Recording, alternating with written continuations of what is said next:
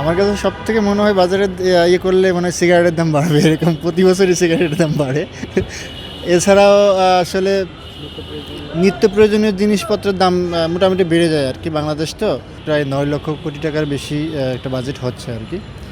আসলে আসন্ন বাজেট সম্পর্কে আমি বলবো যে বিভিন্ন ক্ষেত্রে যেভাবে ফেসবুক বা অনলাইনে আমি জানতে পারলাম, প্রচুর পরিমাণে ট্যাক্স বা করের হার বাড়াচ্ছে। এটা আসলে জনকল্যাণ মানে কল্যাণকর রাষ্ট্রের ক্ষেত্রে কোনোভাবে গ্রহণযোগ্য না।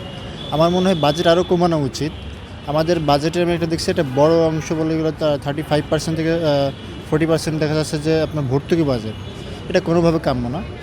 যেগুলো ম্যান্ডেটরি আছে, যেমন আমাদের যে পূর্বের যে লোনগুলো আছে, এই লোনের পরিশোধের জন্য যে একটা অংশ তার থাকা দরকার আছে। বিভিন্ন দেখা যাচ্ছে কল্যাণমূলক যেগুলো আছে, ভাতা বা অন্যান্য পেনশন বাবদ যেগুলো রাখা উচিত। আমাদের এই মুহূর্তে হচ্ছে যে আমাদের ঘাটতি বাজার থেকে ব্যালেন্সে আনতে হবে আর কি, একটা বিষয়। এবং বিভিন্ন কিছু কিছু দ্রব্য আবার ভালো ভালো করছে, যে কিছু কিছু প্রয়োজনীয় দ্রব্যের ক্ষেত্রে করের হার কমানো হয়েছে, আবার কিছু কিছু ক্ষেত্রে বেশি বাড়ানো হয়েছে। সাম্প্রতিক সময়ে যে তেলের দাম, গ্যাসের দাম বৃদ্ধি করা হয়, সেগুলো আসলে সেভাবে কিন্তু মানুষের বেতন কিন্তু বৃদ্ধি পায় নাই। এই বাজেট আসলে আমার কাছে মনে হচ্ছে না যে খুব একটা মানে কল্যাণকর হবে বলে মনে হচ্ছে না। যেহেতু আমি ডক্টর, সেহেতু আমি আগে হেলথ সেক্টরেরটাই বলবো, যে হেলথ সেক্টরে আসলে অনেক কিছু করার আছে। হ্যাঁ, প্রথমত হচ্ছে যারা সার্ভিস দিচ্ছে, আপনি যদি তাদেরকে প্রপারলি খুশি না রাখতে পারেন, সম্মানটা না দিতে পারেন, সম্মানই বলতে কি বোঝাচ্ছি, যেখানে একটা একটা ফিক্সড অ্যামাউন্ট, মানে একটা মডারেট অ্যামাউন্ট যেটা এখনকার জীবন ধারণের জন্য প্রয়োজন, সেটা যদি আপনি না দিতে পারেন, তাহলে আপনি তাদের থেকে আউটপুট কী পাবেন? শিক্ষাক্ষেত্রে বাচ্চাদের আসলে স্কুলগুলোতে আমার কাছে মনে হয় যে পাঠ্যপুস্তকের বইয়ের চেয়ে দৈনন্দিন তাদের যে জিনিসগুলো লাগে সেখানে যদি আমরা ফোকাস করি এবং বাচ্চাদেরকে যদি ওই শিক্ষাটা মানে বই পুস্তকের পাশাপাশি ওই শিক্ষাটা দেওয়া যায়, তাহলে আমার মনে হয় এটা বেশি ইফেক্টিভ হবে। আমরা বাংলাদেশ, আমরা যদি অন্য অন্য রাষ্ট্রের তুলনায় আমরা চিন্তা করি, আমরা শিক্ষা ব্যবস্থা কিংবা রাষ্ট্রের যে উন্নয়নশীল যে একটা বিষয় রয়েছে, সেটা অন্য অন্য দেশ থেকে আমরা অনেকটাই পেছনে পড়ে গিয়েছি।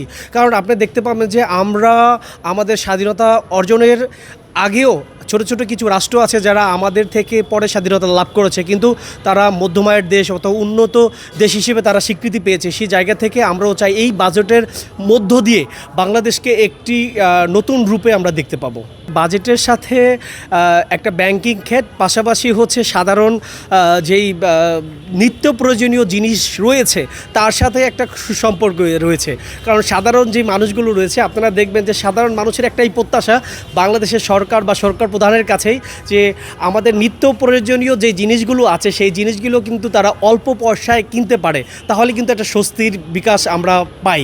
তো সেই জায়গা থেকে বলবো যে যদি সরকার 26-এ যে বাজেটটি দিবেন, কিংবা অর্থমন্ত্রীর যারা রয়েছেন কিংবা সরকার প্রধানে যারা রয়েছেন, তারা এই বাজেটটির সাথে নিত্য প্রয়োজনীয় জিনিসের সাথে যেন কোনোভাবেই মানুষের চাহিদার বাইরে যেন না চলে যায়, এই বিষয়টা তারা খেয়াল রাখতে হবে বলে আমি মনে করি।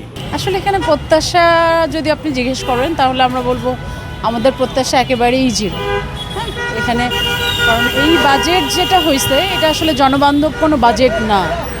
কারণ দেশের অর্থনৈতিক অবস্থা, দেশের ব্যাংকিং অবস্থা যে বাজে অবস্থা, তারপর প্রতিটা ক্ষেত্রে যেভাবে একদম ন্যূনতম একটা সামান্য খাদ্যদ্রব্যের উপরও যে পরিমাণ 0% ভ্যাট বসানো হয়েছে, সেখানে একটা আমরা তো আসলে কি মানে এখন আমাদের দেশের যে সিচুয়েশন, তাতে আমরা কীভাবে সার্ভাইভ করবো আমরা আসলে জানি না।